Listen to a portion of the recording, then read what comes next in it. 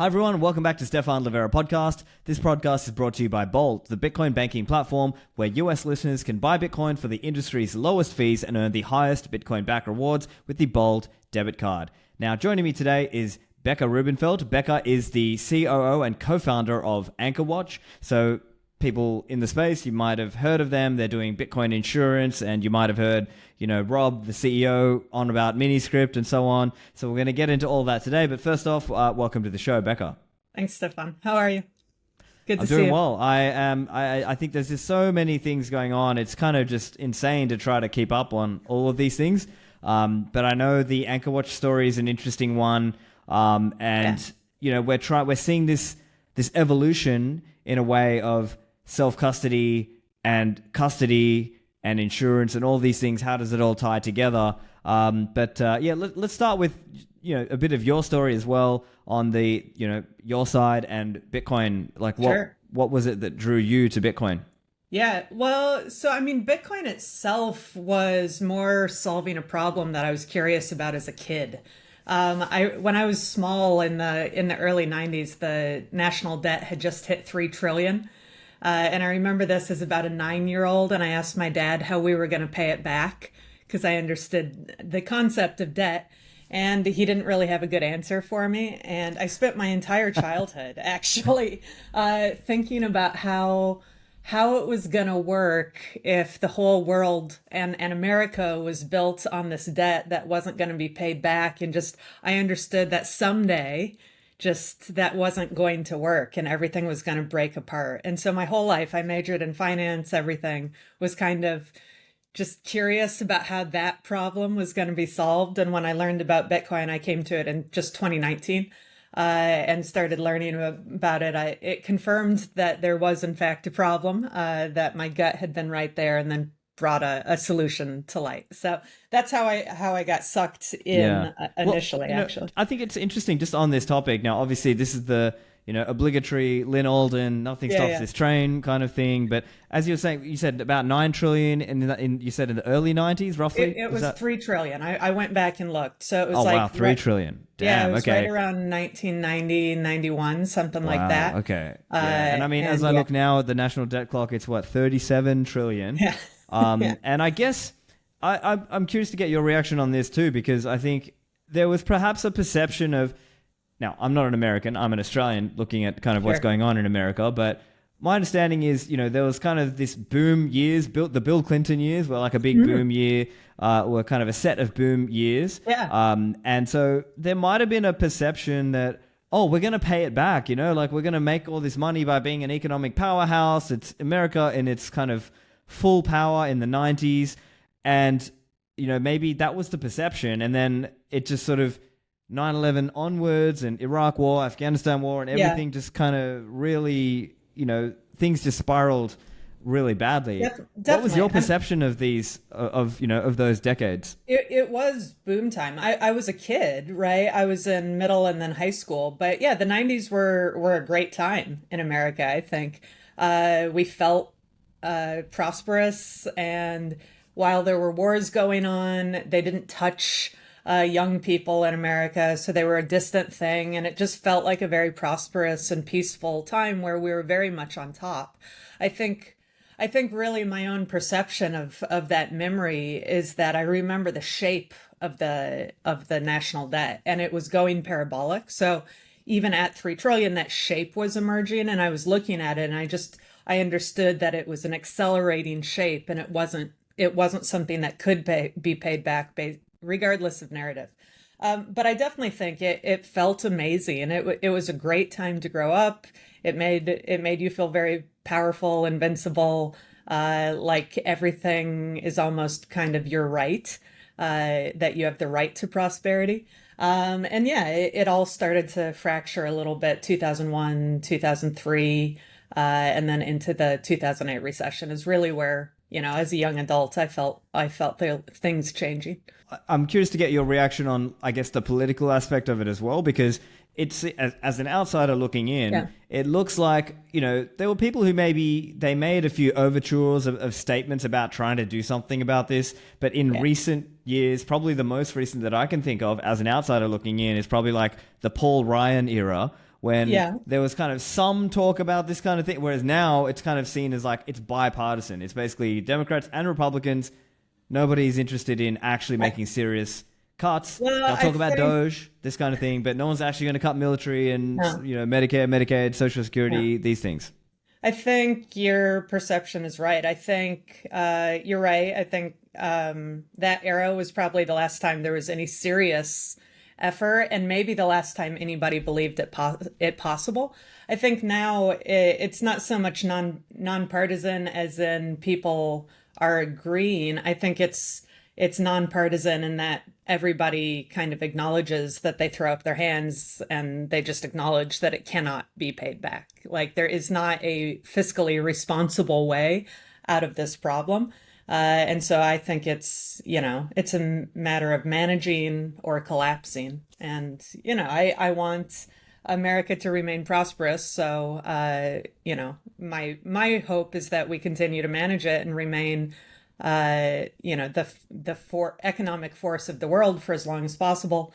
And then, of course, I obviously believe that Bitcoin will play an increasing role in that as there's a dislocation of reality.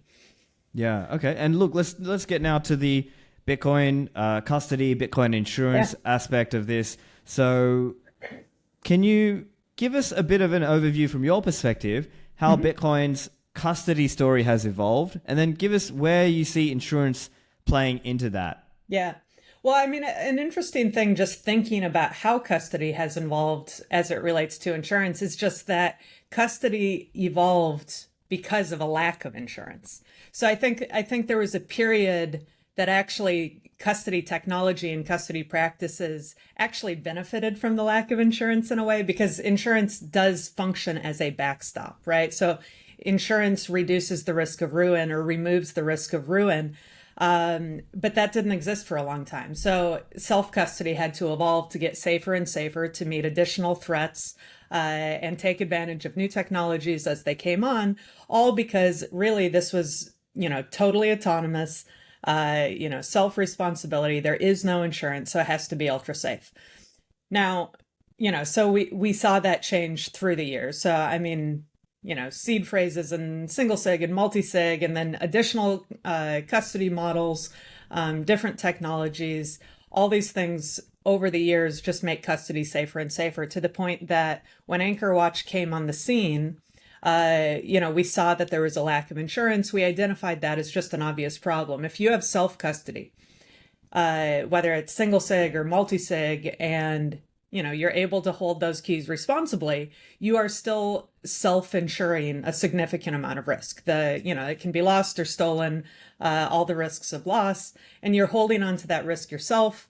You should be able to buy insurance. So that was the premise for AnchorWatch, was just like, hey, this is safe enough now that you should be able to purchase insurance. And we saw that that was lacking.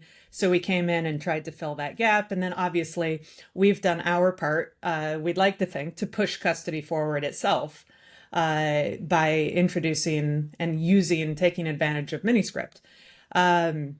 So that really came about, again, to enable insurance. So custody improved because of a lack of insurance. We saw the need for insurance, so we came in and tried to kind of meet custody where it was at that time. We had challenges getting sufficient capacity from the capital markets, from the insurance capital markets. They weren't quite confident enough in the custody models to unlock the dollars for us. And so Miniscript came in as this higher level of security that we could demonstrate to Lloyd's of London and to the insurance underwriters that, hey, we've been able to distribute risk, distribute keys across space, and in fact across time, right, using time locks, that we can distribute risk in such a provable way, in such a dependable way, and in such a risk mitigated way that, hey, now this is safe enough that you should unlock the dollars. And so that was really the unlock for AnchorWatch, was that we in fact brought custody to the next level of security, which gave them the confidence to give us the, hundreds of millions and billions of dollars of capacity. A little historical context, as I understand it, and I'm curious to get your reaction as well, if you have thoughts on it. In the early days, right, there were no hardware wallets, right? It was literally, people did like They had this OG wallet called Armory, and you had like an Yeah. offline Armory. I had like a Right. separate computer that was my Yeah, yeah, Armory yeah. offline computer and the online node, and that was how you would. That was kind of like an early version of a hardware Right. wallet before hardware wallets. Then Trezor and Ledger were the first in the space, as you said, Yep. multi-sig and various. Not just the security side of it, but the redundancy, like the backups aspect. So, Yeah. for example, the Trezor guys, they're big on Shamir's secret sharing as an example.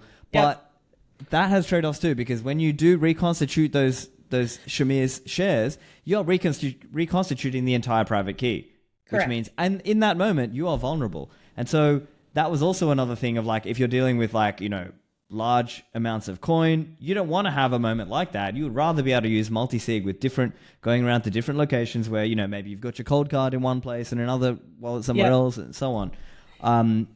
And so I think that's kind of how some of this stuff has evolved. And Yeah. then at the professional level, we've seen like pro level custodians do, okay, maybe BitGo were innovators on things like multi-sig and in terms of how you do it. Sure. And then we've seen kind of in the shitcoin land, they're kind of really big on MPC. That's like a big thing for them because it Yep. allows them to have one setup across all of the coins, all of the shitcoins. Yeah, Whereas, it also the single setup for MPC also allows trading. So if Right. the use case of the custody is quick access and trading at any sort of frequency, then MPC tends to work better. But from an actuarial standpoint, MPC is always connected to the internet. So it's not true cold storage. That brings in hacking risks. When you're looking at insurance, hacking is cyber. Cyber is very expensive coverage. So we're always trying to match the coverage with the custody model to make sure that we can bring down the cost of insurance to reflect the actual risks. So kind of regardless of what specific technology we're talking about, that's ultimately what we're doing with the underwriters is we're looking at exactly how the keys are dispersed. We don't talk about our specific keys for AnchorWatch and our specific methodology, but whether it's secret sharing or sharding or backups, multi-sig, distributed, all those different things have different trade-offs, and you're now analyzing those with the actuaries and assessing a risk level to them, and then trying to right-size the amount of insurance and the cost of insurance to that. Got it. And on the insurance side, this is maybe something in the earlier years, people maybe they were skeptical that you could have insurance, right? Because, maybe the people coming from the more strictly cypherpunk only stance, they saw this like, the fiat insurance world will never be interested in this, or maybe they would not be able to cover this. Maybe that was their perspective, or maybe it's more like because it's so volatile, who wants to do this? What's your perception of that, and what changed over time? Was it just adoption? Was it just better technology? What was it? A lot of those things are just, I think, not having thought through it all the way. So, for example, somebody who says that Bitcoin is a perfectly scarce asset, and therefore it can't be insured, because how could you insure the Bitcoin with other Bitcoin? And it doesn't even make sense. Like, can you insure a fine art painting? It's pretty scarce. There's exactly one of them. Of course you can insure it, right? You insure the value of it in dollars, and it reduces your risk of ruin, right? So if you have a $10 million painting, there's only one of them, you insure it in dollars. And so the fact that it's scarce has nothing to do with it being insurable. In fact, it makes it a little more insurable. So on that side, I would just say, it's not really... That's not an accurate limitation of insurance and what's insurable. Next thing that people think about is the volatility. And now volatility has to do with the fact that insurance currently, our insurance anyway, is denominated in dollars. So when you open a policy with us currently, it would be a 10 million or a $1 million policy versus, say, a 10 Bitcoin policy. So you're paying your premiums in dollars, you get a certain dollar limit of insurance coverage. And if you have a claim, then you would be paid out up to that dollar limit. So now this one is definitely a fair question for people to explore and to think about how insurance actually works. So if you do this, so you buy $1 million policy, you pay your premium in dollars, you know exactly what you paid. because you paid it at the beginning of the year. So you know what you have, say, lost in dollars for the cost of that policy. If the price of the Bitcoin goes up, you have still only purchased whatever dollar limit. So if you purchase the $1 million policy, even if the Bitcoin is worth $2 million, if you didn't raise your insurance limit mid-year to keep up with the price, then what you have paid for is $1 million. However, that is what you paid for, right? So it's not like you are getting ripped off from the excess of the value of the asset going up. If you want to keep up with the asset, you just raise your limit. And so that would be the same as like a painting again. So if I bought $1 million painting, I buy $1 million insurance policy to go with it. If the art market is super hot this year, I don't want to wait till my policy renews. I just call my insurance agent and I say, hey, my painting has gone up in value. I need to raise my limit from $1 million to $2 million. He issues you an endorsement and it's done, right? So then you have a $2 million limit. And then on the downside, so let's say you've paid for your $1 million limit. There's a deductible on insurance policies, just like any other property insurance policy. So this is the haircut that you're going to take if there's a claim. And on our policies, you can choose between 10 and 25% as a deductible. Again, this is only in the case of a claim. We have put it in just to try to provide a good value that if the price of the Bitcoin drops at the time of a claim, we'll waive that deductible. So you would get paid out, let's say the Bitcoin at the time of a loss was worth $800,000. We would waive the deductible. You get paid out the full $800,000. And then if you choose to, you can take that $800,000 to the exchange and very quickly repurchase your Bitcoin at market prices. And so there's a little bit of price volatility risk from the time of the claim until the time you receive your payout, which should usually be the period of a few weeks. So there's a little price volatility risk, and that's real, but it's not excessive because the time duration is not long. And also remember, Lloyd's of London there's no motivation to play games with time because they're not insuring the Bitcoin value.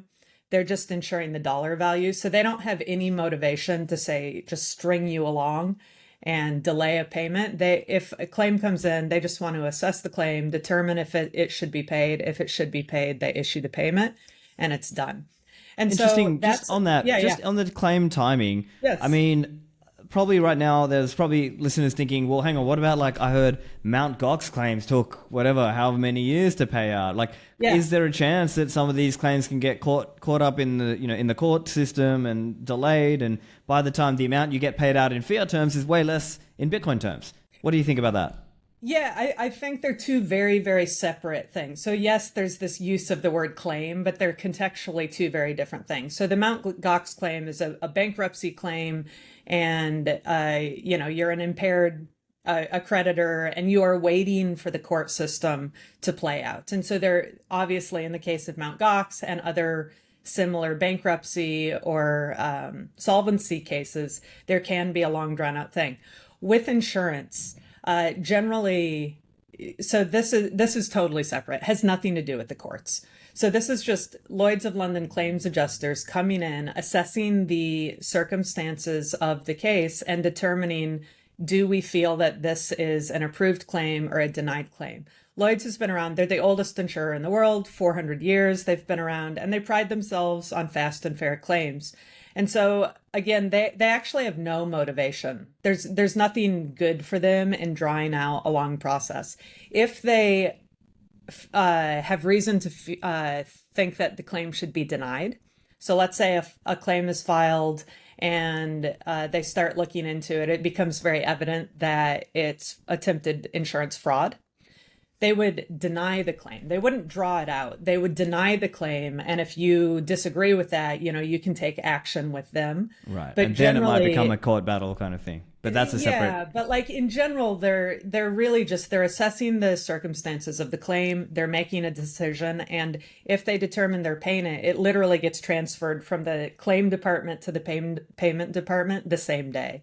So single digit number of weeks is absolutely expected as the norm, just, from start to finish of the process. Yeah. And also to be clear, if let's say it was a theft, right? So it was a wrench attack or a theft and the Bitcoin has been stolen. You assess the claim, you come in, you do the investigation. Law enforcement is obviously part of it. But the insurance, the claim assessment team is literally just saying, did this qualify as a claim or not? They're not trying to recover the assets to determine if you get paid back. They would just say, yep, Stefan's Bitcoin was stolen. We're going to pay him out. So they're going to write you a check. They're going to pay you. And then that stolen Bitcoin that has not yet been recovered, it's still on the lam, that actually becomes the property of the insurance company. There's a principle called subrogation. It's the same with the paintings example. So if your painting was stolen, we do the investigation, we pay you for the painting, you're taken care of. You got your claim benefit. You can go rebuy the paint, like buy a new painting. You can go rebuy some Bitcoin. So you're done. That stolen painting becomes the property of the insurance company, which is why insurance companies hire private investigators to hunt down paintings, because if they can recover them, it helps offset the losses. Their bottom line, obviously. Yeah. Exactly. And then you think about Bitfinex hack and like forced hodls and like, right. So those kind of stolen, impaired assets actually are very motivating for the insurance. So let's talk a little bit about what exactly is covered. Now, I know this is kind of a big question because, as we said, we have different entity types. You could be an OG whale or just an individual, or you could be a family office. You could be a private company. You could be a public company. You could be an exchange. You could yourself be a custodian, or you could be a treasury company. And I guess there's all kinds of different scenarios of what happens there. But I presume the main thing is about theft. But what about things like, I don't know, insider hacks, insider attacks? Like what exactly is covered? Yep. So on our core custody policy, think about kind of any physical causes of loss. So any sort of physical event, weather event, fire, combination of these events. Obviously, we're using multi-sig, so keys are spread around. So any sort of combination of events that would cause a loss of assets, any mode of theft, including wrench attacks. So that would be gun to the client's head, gun to Anchor Watch's head, guns to any heads, leading to a, fraudulent send of Bitcoin.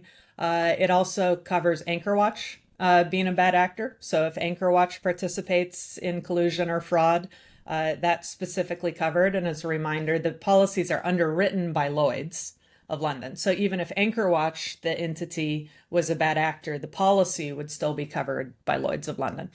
And so that's covered by our core custody policy.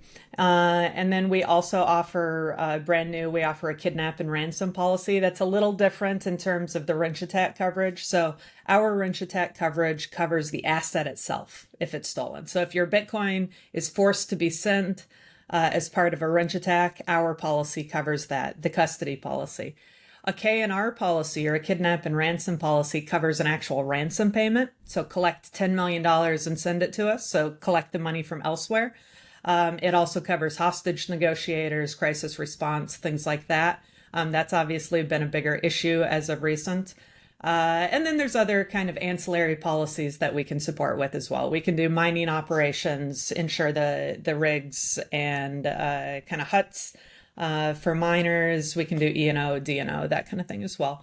And so all those last policies, those would be purely for commercial when you talked about the different customer types. So all those, we have this suite of insurance policies. So if you're in the Bitcoin business one way or the other, we can probably help you with policies. If you're an individual, then it would be our custody policy, which is embedded in the custody platform. So using our tech for this Miniscript enabled cold storage with the time locks. And then as well as the kidnap and ransom policy. If you're a whale or if you're high profile, if your Bitcoin holdings are public, then you might want to consider the K&R policy as well. This episode is brought to you by CoinKite, the makers of my favorite Bitcoin hardware wallet, the Cold Card Q.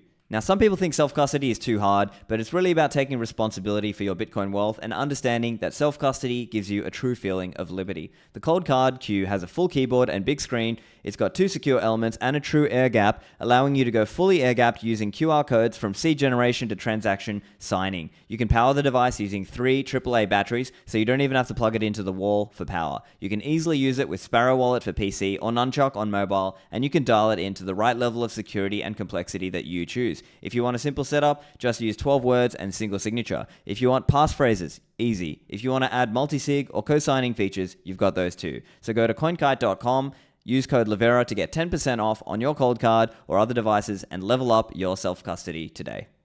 This episode is brought to you by Galloy, builders of banking software for the Bitcoin age. After years of risk and uncertainty, Bitcoin and banking are colliding. The regulatory environment is rapidly shifting in favor of Bitcoin and digital assets.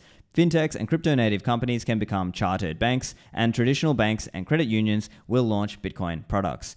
But the legacy core banking software that many financial institutions run on wasn't built for Bitcoin. The Galloy banking infrastructure stack delivers all the key elements of a modern core banking platform, with cloud-native infrastructure, event-based architecture, and robust APIs coming together to meet the security, scalability, and reliability needs of banks of the future. Whether you are launching a modern financial institution from the ground up, or you are adding Bitcoin-backed lending or payments to your product offering, talk to the team at Galloy. Visit galloy.io or reach out to the team at biz@galloy.io.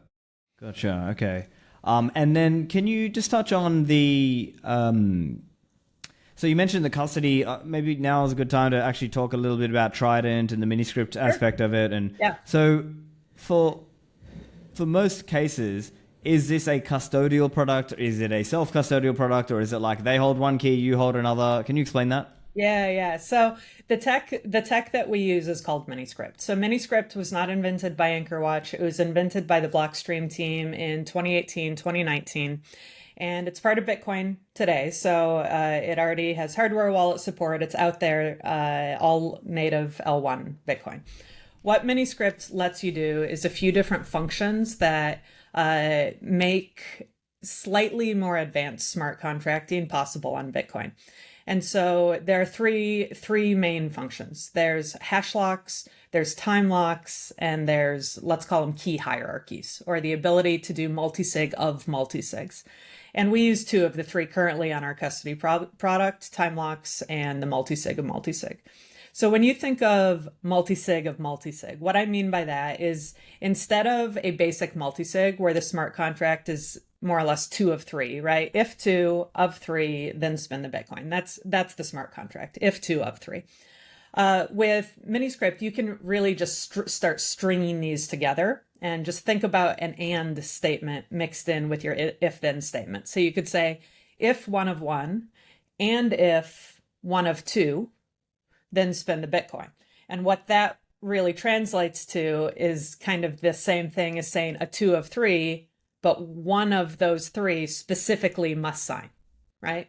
That would be another way of kind of verbalizing that smart contract. So you can start stringing together key quorums of any combination, very customizable to match whatever security you're trying to do. So in theory, you could, for example, you could have a company hold a key using that example where the CEO, the CFO, and the CLO all hold keys, but you want the CFO to always be a signer, right? So you could use Miniscript to do something like that. The other thing that it does is time locks. So the way time locks work in Bitcoin, there's a misconception that a time lock means your Bitcoin is locked until X, right? You can use a time lock that way. You could set a time lock to lock you away from your Bitcoin until a certain point of time. You don't have to use a time lock that way. All a time lock does in Bitcoin is it checks if a certain amount of time has passed since a vault was created or a transaction took place, depending on whether it's an absolute or a relative time lock. And so you can then string that in your smart contract, one more check. So you can say, let's just say a single sig, but you only want it to work after 6 months, right? So you could say if 1 of 1 and if 6 months has passed. If both of those are true, then you can spend the Bitcoin. If you have your key, but only 4 months has passed, then you haven't satisfied that spending condition and it won't work yet. And the way then that you do that so you're not locked out but you still have extra protection, is you just start layering spending conditions. So you can have, for example, you could have a single sig that's available on day one. So if one of one, spend the Bitcoin, that's available. Cool. But if you lose that single sig, you can also have, for example, a backup single sig, a different key, totally different key. And that one is only available after a year. So then you have layer one, that's if one of one, available now. And then you have a second layer that says if one of one, different key, and if a year has passed, then spend the Bitcoin. So now you have two spending conditions.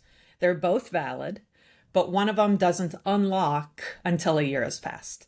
And so by doing this, by being very thoughtful about how you construct both the key distribution and the keys over time, you can put together very, very robust storage solutions that mitigate not just kind of the single point of failure, but actually mitigate many, many risks all at the same time. And the great thing about it is, despite how comprehensive of protection you can put, it's very simple. The technology is extremely simple. It's just if then statements, right? Gotcha. And Miniscript makes it human verifiable. So then where does AnchorWatch come in as a signer on this? So is it the typical story would be, okay, maybe to put this into an example, let's just think about an individual user's use case. And he's got some coins, he wants to come to you for insurance. And he wants to, can you talk us through what would like a typical spending conditions setup be for that guy? Sounds good. So think of it as kind of three layers. So day in, day out, let's just use yourself. So you're going to come sign up with us. You will have your own multisig, right? So you have your own 2 of 3. They're your private keys. We don't have backups. They are truly your private keys. And AnchorWatch has a multisig. So on layer 1, available from the first day, you're a required signer and AnchorWatch is a required signer. So it's your 2 of 3 and our 2 of 3. They're both required to spend the Bitcoin. And so is this self-custody or is it custodial? Is it collaborative? It's a new word because we're both required signers. We call it enhanced self-custody or supported self-custody because of the time locks. I'm skipping the second one on purpose, the middle one. I'm going to skip to the end. At the end, if you're no longer a customer, so while you are insured, we're a required signer, as I just described. At the end of the policy, if you don't want to renew and remain our customer for any reason, you don't have to ask for your Bitcoin back. The vault using time locks just becomes true self-custody using your own private keys. That's one of the reasons we never have a backup of your keys either, because after 1 year, it can be controlled by your keys alone. So just Stefan's keys. And so it's true self-custody. So while you're insured, both required signers. After you're insured, true self-custody with one layer in the middle there while you're still insured. 1 month before your insurance policy ends, we have what's called a recovery layer. The recovery layer is actually a multi-institutional custody layer right before the policy ends, and it's one where AnchorWatch can sign as well as a recovery partner. Our recovery partner that we chose is a company called Coin Corner, regulated exchange out of the Isle of Man, out of the UK. We chose multi-jurisdictional. They're a regulated exchange, been holding Bitcoiner funds for more than 10 years, never had a problem. So they have their own keys, again, not a backup of ours or yours, but this layer is there, this recovery layer of multi-institutional to say, if something happens, so if your keys are stolen, Stefan, or if you get hit by a bus, right, and your wife or your family, your estate doesn't have your access to your keys, then when that recovery layer becomes available 1 month before your policy ends, we can come in and save the day effectively. We can move your Bitcoin out of your impaired, your stranded vault, right? So then it's you plus Coin Corner in that scenario come together to sign to, let's say, help my wife get the coins or something like that. To recover, yep. Yeah. And that's how we can do foolproof inheritance without her actually needing to know where your signing devices is, understand Bitcoin, know your PIN phrases. She doesn't need to know anything. We're just going to be able to use that recovery layer. Now, Bitcoiners often ask then, like, oh, see, it's custodial. See, like that's a risk. And I'll totally transparently, it is a multi-institutional recovery layer. So there is this opportunity for AnchorWatch and Coin Corner to control the Bitcoin. One, having a second institution actuarially massively reduces the risk of internal bad behavior. Two, we specifically made sure that is covered by the insurance policy. So if we were ever to misuse that layer, that recovery layer, that is specifically covered, that would be a covered loss, and it would be, us at fault, but Lloyd's of London making good on the policy. And so that's pretty much how it works. So it's you plus us while you're insured with this recovery layer option, and then it finishes with pure self-custody. And then just one more thing about the time locks and how they work. Because the way they actually work is it's just checking the time. What it means is that once they're available, they're always available. So let's say you got hit by the proverbial bus, like on the last day of your policy, right? And so very, very shortly, within a few days, it's going to become true self-custody. And let's say that happened, your wife is busy with arrangements and family matters and not focused on the Bitcoin for a few weeks while she deals with her priorities. And then she comes to us, even though the vault is already in self-custody, that recovery layer is still available. It's still valid because unless she rolled the time lock. Yeah, gotcha. I'm following you. Exactly, Yeah, so exactly. just let me explain that just to make sure everyone kind of follows along. So the idea is the spending conditions are set up when we set up the wallet. Correct. In this example, and they remain valid. And so basically you had that first spending condition, which is, let's say, my keys plus AnchorWatch. The second condition at the 11 months onwards case, that's still valid, right? Yep. And so that's important for people to understand that spending condition is still valid. And then I guess maybe you can explain the recycling or refreshing the time lock. Yep. Like, let's say I come back to you saying, I want to refresh my thing. Okay. And then at that point, we've got to recycle the coins, right? Yeah. And all that is actually is technically a self-spend. For ease of communicating, we'll sometimes say we're going to restart the clocks. But we're not actually able to restart the clocks on the same vault because we set the rules. It's Bitcoin. You can't change the rules on a vault once it's created. So what we're actually doing is once a year, we're getting together. In the last month or so of the policy, we're going to sign a transaction together and do a self-send into a brand new vault. So we'll recreate the vault with brand new time locks, make sure everything is looking good, and then we're just going to roll it into a new address. So same dashboard, everything, and we will use that meeting as our annual key health check. And you don't have to reset up your keys, so it's your same private keys the next year. You can continue using your same hardware wallets and your same keys, but it's a new output descriptor for the next year. And so then that would go onto your policy documents too. Your actual output descriptor, we're saying, hey, we're insuring this Bitcoin at this UTXO or this collection of UTXOs. And then that would just get printed on the policy documents. I see. Yeah. And can you give an idea, what are the costs that the hodler is paying for this insurance? Yep. So our custody fee itself, our pricing is bifurcated by just cost to maintain the platform and then cost of the insurance. So custody is 0.02 per month. So 2 bips per month is the custody fee. You can buy as much insurance as you want, up to 1-to-1, and that starts at about $4,000 per $1 million of coverage. And most customers, your exact quotes on the insurance cost is specific to some security options you get to choose. You have some optionality, but most customers are getting quoted pretty close to the bottom of our range. So they're in the, 4,000 to 5,000 per million. And I would say about 90% of our customers, something like that, opt for full insurance. So let's say they have 10 Bitcoin, they're buying $1 million policy or, now $1.1 million policy. And then some people will just choose a lower amount. Like if they have a $5 million vault, maybe they'll buy a $1.5 million insurance policy, and that's fine too.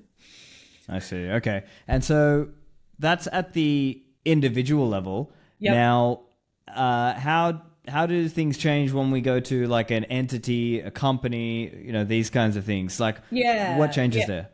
So it depends on the size and type of company. If what we're talking about is, say, a small to mid-sized business, they hold Bitcoin on the balance sheet as an entity, and they want to have really safe custody.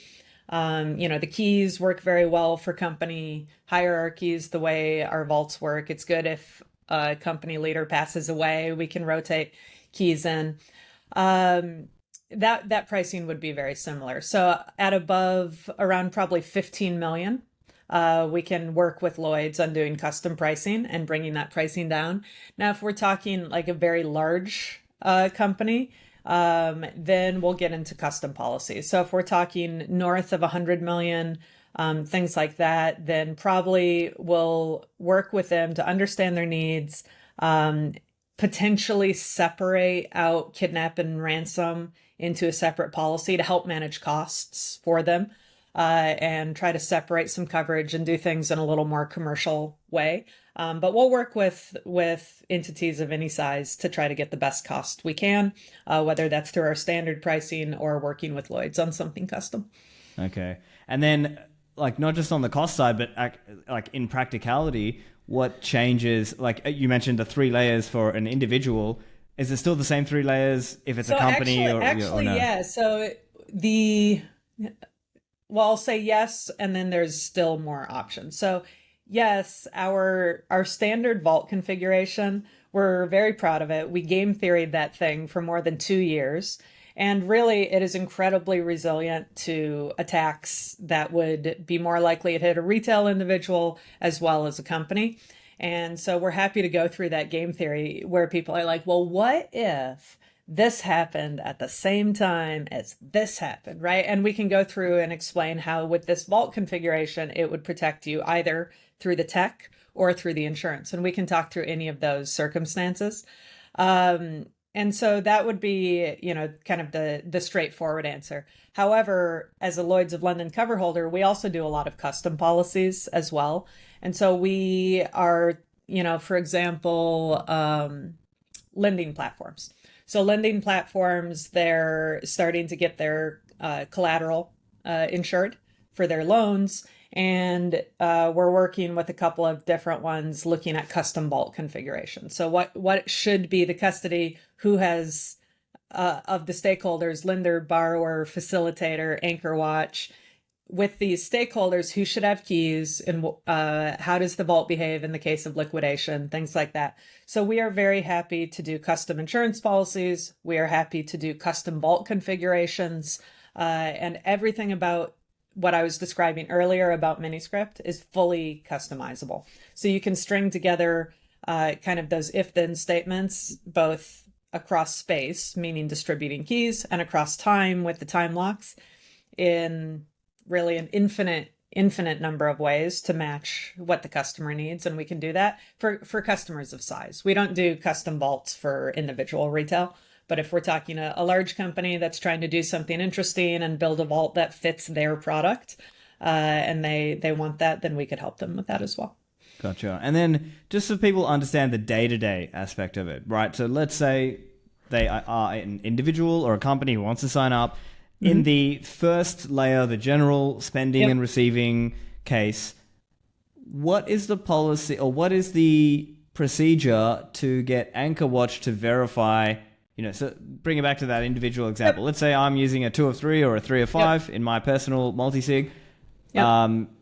Then do I need to do a video call with you, or like how do you verify that, yes, Stefan truly does want to move these coins? Yeah, generally, yes. So, I mean, first of all, it's a personal relationship business. So we know our customers, your agents, you will have an onboarding call. We, just like with a private banking relationship, we actually develop a bit of a rapport with our customers. We understand their mannerisms, how they talk, things like that. That actually makes a difference for video verification versus, some random call center that's just verifying that you're a human. That's much more susceptible to AI. And everyone's talking now about AI deepfakes and VO3 and all of that. And they should, right? So for the time being, the human relationship aspect helps with that. But your actual question, how that would start, you would start like a very normal Bitcoin transaction.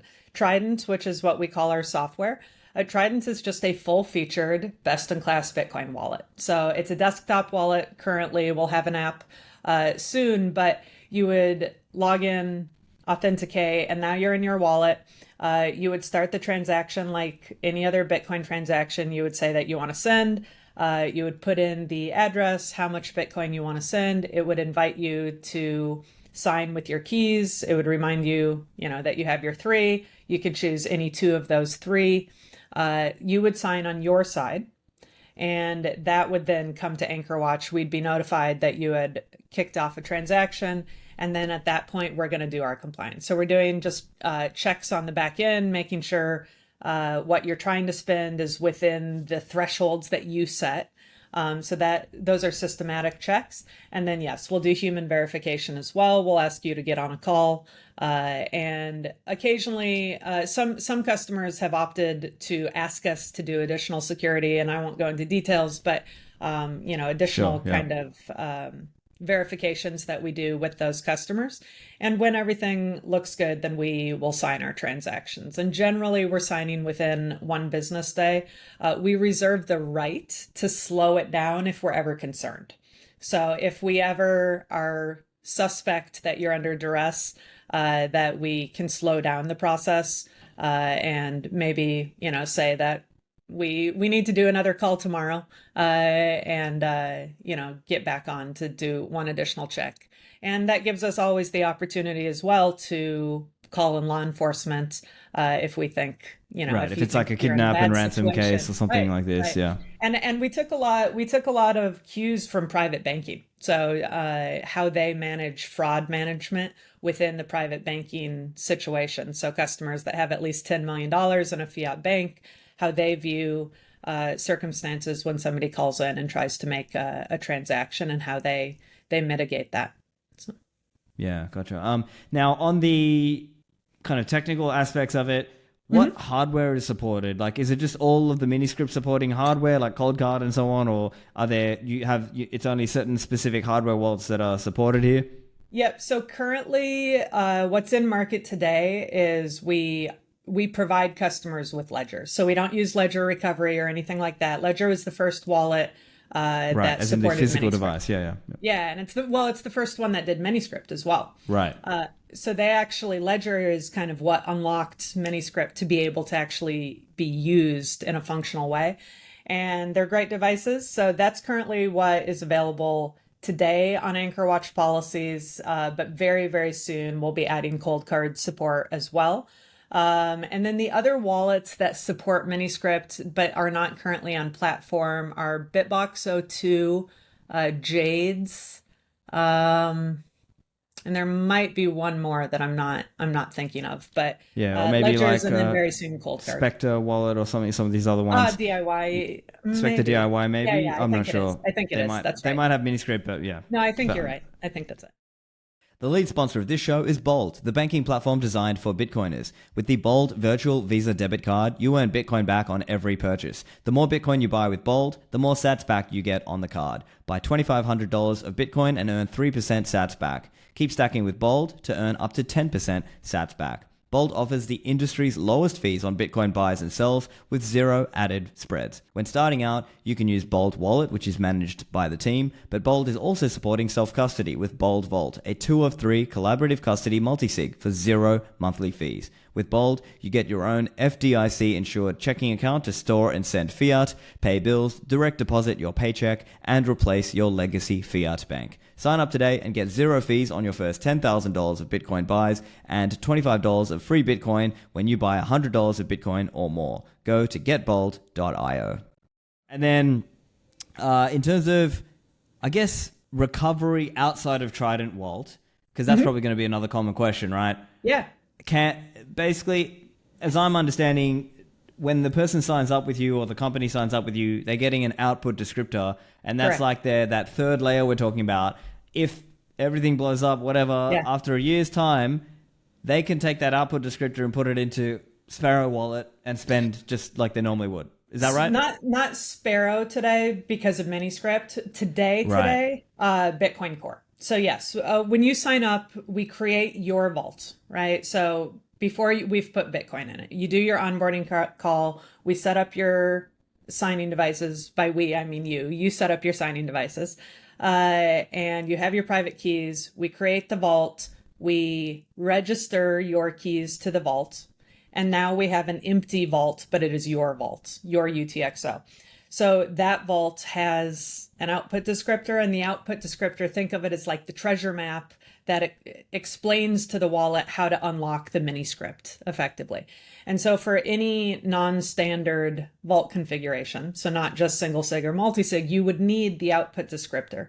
And so when you sign up for it with us, we email you a copy during the onboarding call. We have you upload one to the cloud. It's always available in your dashboard, and we encourage you to also even print it out. And so you will have your output descriptor, you will have your private keys. So if you signed in one day and AnchorWatch was gone, right? The website was gone, there's just no sign of us, you're not locked out of your Bitcoin forever. All you would have to do is wait for the self-custody layer, that final layer, to be available. So if, let's say, your self-custody, the final layer opened on December 15th, then on December 15th, you could go to get Bitcoin Core, take your output descriptor, paste it in, and then you could control your Bitcoin using a Bitcoin Core wallet without any AnchorWatch support, without any AnchorWatch software at all. We are currently, probably by Q4, we're having a kind of a recovery wallet, an open source recovery wallet that'll sit out there on GitHub just to make it a bit easier for people. So a simpler UX than having to go to Bitcoin Core itself. So think of that like Unchained's Caravan. So Unchained has the Caravan wallet. Because so the thing is, the Core might be okay, but then you'd also have to think about Core supporting those hardware wallets that have Miniscript.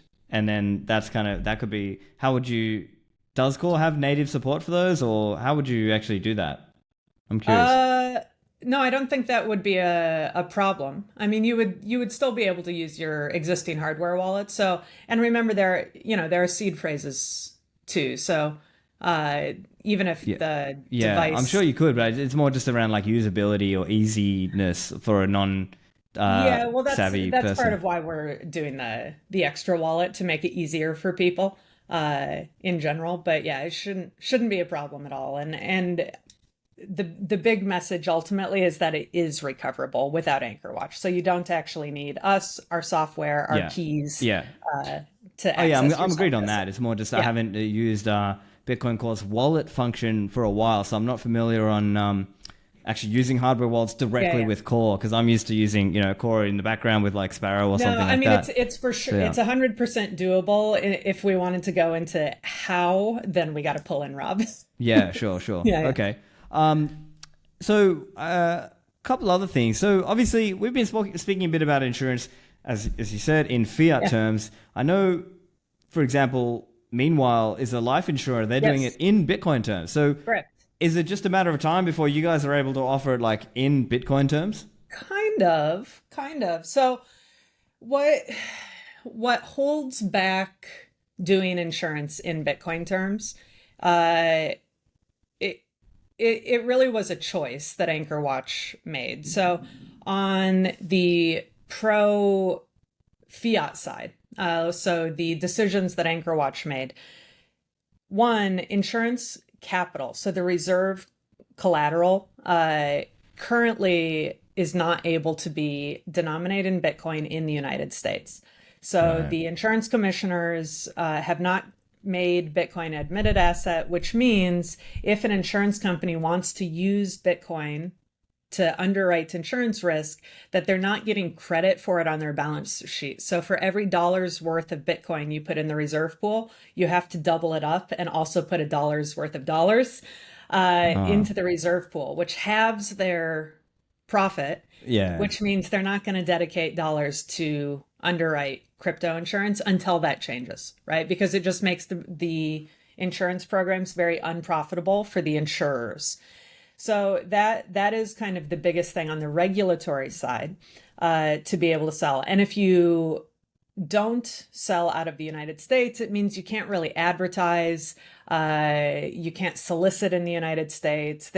there's things about going to market. The other thing is that by staying in dollars and using Lloyd's, we're able to have the A-rated carrier. So Lloyd's is an A+ rated, super reputable, and we wanted to go to market giving people trust, that you're not trusting a small startup to be good for your insurance payout. You're trusting Lloyd's of London, the most trusted name in insurance. And that's, again, until the regulators change the admitted assets, all the A-rated carriers are not going to be participating in Bitcoin. So the alternative, and what Meanwhile did. The alternative is there's one domicile in the world where Bitcoin denominated policies, and that's Bermuda. So AnchorWatch actually already has a Bermuda entity. So we have been planning for some time to be able to make this flip, and at some point we will, whether that's tomorrow in Bermuda or day after tomorrow here in America, if we've made traction on the regulatory front. We definitely intend to do so. So downside there is, again, soliciting. There's some challenges there, additional costs of being offshore, unrated carrier, so just no rating at all, or rating by maybe not the highest level rating agency. And that actually matters to a lot of people. A lot of commercial buyers of insurance are, a lot of risk managers will only buy A-rated insurance. Now, what's good about it? There's lots that's good about it. So if you're going to do Bitcoin denominated insurance, so Meanwhile does life insurance, so something very different from us, but the concept is similar. If you're doing Bitcoin denominated insurance, it means that you're paying your premiums in Bitcoin. So your limit is in Bitcoin and your claim payments are in Bitcoin. So instead of the $1 million policy, you're buying a 10 Bitcoin policy and then paying in sats.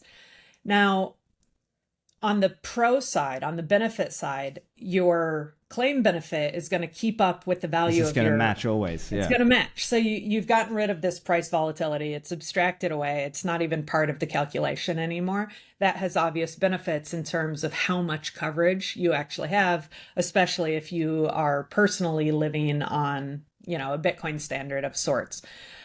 Now, on the opposite side, the other side of that same coin is just keep in mind that while your expenses are predictable in Satoshis, they're not predictable in dollars. So if you're a commercial buyer of insurance and you have on your OpEx, on your docs, that you were expecting let's say a $55,000 insurance bill for the year as a large company, and that's kind of what you had tracked as your insurance expense. If it's denominated in Bitcoin and Bitcoin has a 10x year, and sure, you haven't paid more Satoshis, but you did spend the equivalent of $550,000 on insurance.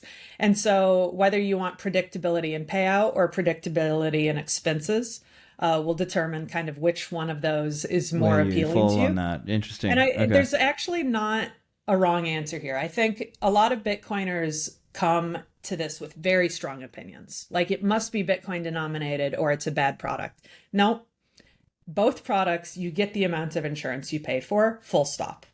If you pay in dollars, you know the amount of dollars you're buying, and that is what you're getting. If you're paying in Bitcoin, you are getting the amount of Satoshis, and you're having a flex fiat expense. So we will run both in parallel because there are customers who need one or the other when we do it. The cool thing about doing the Bitcoin denominated, and I think why there's a lot of chatter in the industry, is what it can mean for the ecosystem and for the flywheel. And there's very, very exciting things and that are very much part of AnchorWatch's larger vision about how Bitcoin can be used as insurance capital or reinsurance capital, which then kind of unlocks, more security, more safety, good things for the industry. But then by doing that, you're actually starting to generate yield, predictable, safe yield in Bitcoin for using that Bitcoin as insurance capital.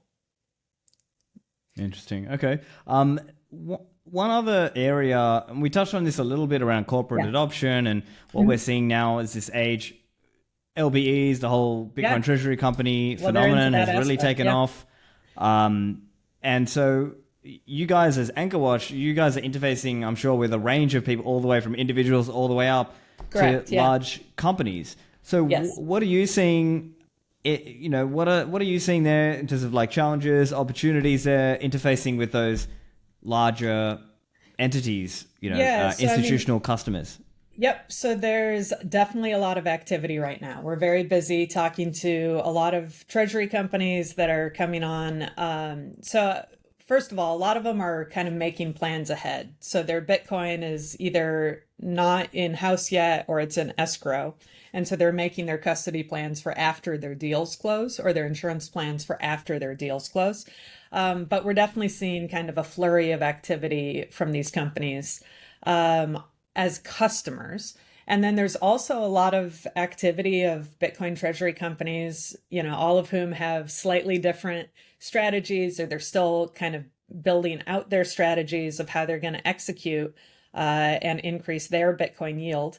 And so then a lot of them have interest in Bitcoin as reinsurance as well, and thinking of it from this yield generation aspect and trying to figure out how to get involved that way. And I think that's there's an interesting dynamic with that right now, because I mean, this concept, this idea of turning on the insurance flywheel, creating insurance products, selling insurance products, improving the security of Bitcoin by doing so. But when there's sufficient volume to turn on Bitcoin-denominated, raise Bitcoin, right? So take Bitcoin from investors, have it sit here in the reserve pool, underwriting the insurance risk. So it's not risk-free yield at all. You are literally underwriting insurance risk, but it is safe risk. It's predictable. It's driven by actuaries. Our existing product will have already been in market. So there's kind of proven loss history and proven performance that investors can expect. And then we would be paying out yield denominated in Bitcoin to those investors that provided that pool of Bitcoin. So all these Bitcoin treasury companies right now are amassing significant sums of Bitcoin, and they're all in an arms race to figure out how they're going to deploy that, put it to use to generate yield. And so there's definitely a lot of interest. There's some misunderstanding. So I think there's a perception that whoever has the most Bitcoin wins in relation to being reinsurance. And I would say having a ton of Bitcoin, I mean, you win in a lot of ways, right? But it doesn't automatically make you a reinsurer. The reinsurance concept, or having the opportunity to put your Bitcoin to use this way, comes down to kind of really the customer. And the customer can be, in this case, two. One, it can be, in a way, us, Anchorwatch. So if Anchorwatch is providing the insurance, but we're accepting Bitcoin from investors and calling that the reinsurance, we actually choose who we want to take that reinsurance from, right? So if there's 10 companies and they're all saying, hey, we have thousands of Bitcoin, we want yield on our Bitcoin, take our Bitcoin and use it as capital. I can be like, okay, at what terms? And how about you? At what terms? And how about you? At what terms? And how pleasant are you to work with? and what's the duration and what's the lockup? And so it's actually, on one side, it's whomever is creating and selling the insurance products, we get to choose who actually the capital comes from. And then the other is actually other reinsurers, because the other way to deploy capital as reinsurance, Bitcoin capital, would be to go in and participate in fiat risk towers in the traditional insurance world. And so where you have, say, a large commercial risk, and different insurers, one insurer is I'll put in 300 million. Another insurer says, I'll put in 200 million. And you assemble, it's called a risk tower. Let's say you assemble $1 billion risk tower. You could come in with a pool of Bitcoin and say, hey, we have some Bitcoin. We'd like to also participate in the risk tower, but denominated in Bitcoin. The other insurers actually it's kind of a group negotiation, and they'll decide if they want to sit in a risk tower with Bitcoin. So meaning they might be okay with Bitcoin paying as an excess policy, so only if the policy is bigger than a certain amount, but they probably currently in today's environment wouldn't feel comfortable sitting on top of Bitcoin, right? Because there's price volatility. And so they would feel that they have a risk of getting wiped out because of that. So ultimately, who gets to actually deploy Bitcoin as reinsurance is going to come down to who's creating and distributing it. That's us, as well as other reinsurers if they want to accept it in traditional risk towers. And those are the two ways to deploy Bitcoin into the insurance market. But it's going to be huge. There's only so many ways currently to generate yield on Bitcoin. Many of them, are relatively high risk, rehypothecation, trading strategies. Even if you look at, the life insurance Bitcoin denominated, you put in a certain amount of Bitcoin, you pass away, you get out more Bitcoin than you put in. Therefore, the only way to get there is by, doing yield generating strategies, right? So doing trading strategies to make sure that they're able to generate that return. So it is absolutely going to be a big, important part of the Bitcoin ecosystem. And I think it's a win-win too, because it really is a flywheel. The insurance actually does improve people's physical safety. It increases their financial safety. It increases adoption from TradFi. It lowers the cost of lending. So insurance does a lot of really, really powerful things for Bitcoin adoption. And then as that becomes more common and accepted and the volume increases, then that turns on the flywheel for the yield generation machine. And it's all just very, symbiotic and good for Bitcoin in the end. So. Yeah, I mean, that sounds really cool. I think certainly from a, let's say, free market libertarian perspective, insurance is a big thing Totally. in terms of like, if you believe in anti-state or let's say non-state mechanisms for Exactly, yeah. It's society, private market. insurance is Yeah. actually a big part of that. So It's a huge certainly, part of I it, think yeah. the libertarians out there certainly should be interested in that as a kind Yeah. of at least the theoretical idea of it. Of Yep. course, in the more real world today, we have to think about our Bitcoin and what are we doing about keeping that safe. Yep. I think the main objections I can think of would just be the mainly kind of the, let's say, the cypherpunk self-custody maxi. But I'm curious to hear from your perspective, like let's put this as the final question. Who should use AnchorWatch and who should not? Who is it for and who is it not for? Look, it's for almost anyone. Like we tried to address the concerns of the cypherpunk maxi as much as we could without removing the benefits. So for example, we understand that some cypherpunks are going to hate that multi-institutional recovery layer, right?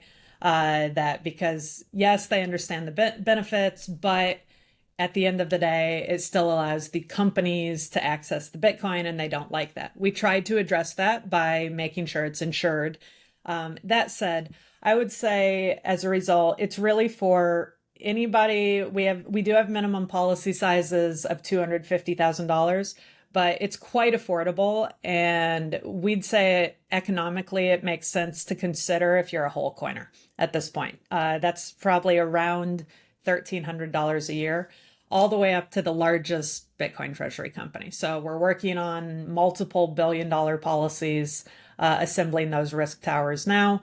So we can do the entire gamut. And really on our current vault, when we go through the game theory and we say like what we can protect you against, there is one thing that for just transparently to those cypherpunks, we do not claim to be able to protect against government seizure for two reasons. One, the insurance contract specifically excludes it, as do all insurance contracts. So your homeowners, your car policies, they all also exclude government seizure.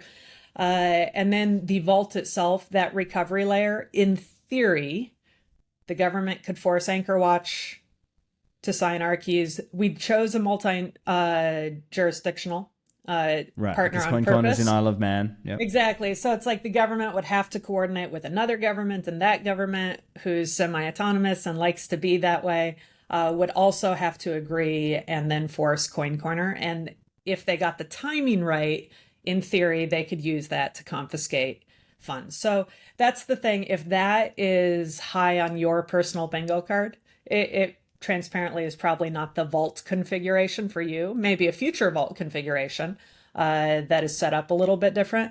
But what we have are a lot of customers that segment too. So they'll have maybe their non-KYC, their government resistant, their secret Right. stack that I know nothing about, and then they have their inheritance stack, and that's their Anchor Watch stack. Like, this is what my family cannot lose. It's our backstop if anything went wrong, and that's what we put with Anchor Watch, with the extra security and the insurance, and then maybe they have a third stack. And so we've seen customers kind of address that through segmentation. But really, we're happy to help anyone currently in the United States and very soon in the UK with global expansion by the end of the year. Fantastic. Oh, yeah, I didn't realize it was US and UK only. So on the insurance, it is, yeah. On the custody side, we can do custom uninsured custody for large entities. Happy to talk to those customers now. And the insurance itself, we're expanding rapidly around the world.